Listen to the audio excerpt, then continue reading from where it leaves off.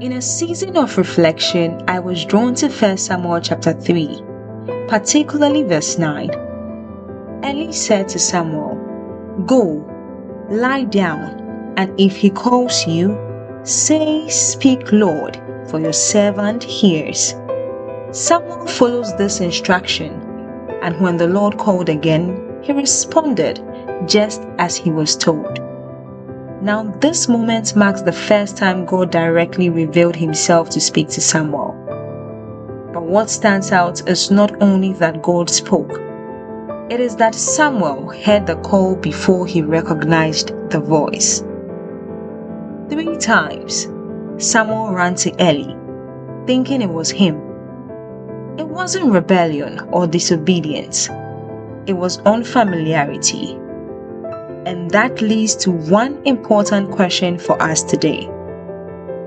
When God calls, would we recognize his voice? What if there's no Eli to guide us? What if God is speaking, but the noise of life makes his voice hard to discern?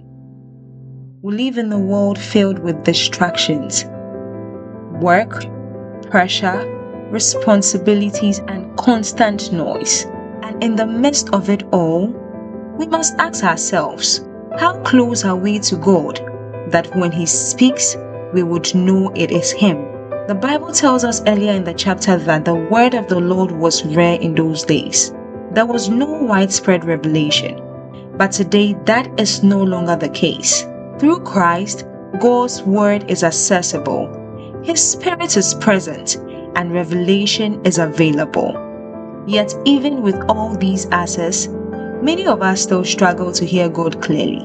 Not because he is silent, but because intimacy requires attention. Hearing God's voice comes from closeness.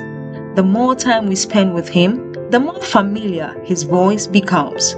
Now, Jesus said in John chapter 10 verse 27, "My sheep hear my voice, and I know them, and they follow me." Sheep recognizes their shepherd's voice because they stay near to him. So the invitation for us is simple but profound. Stay close to God. May we be able to say just like Samuel, "Speak, Lord, for your servant hears." May this word stay with you today.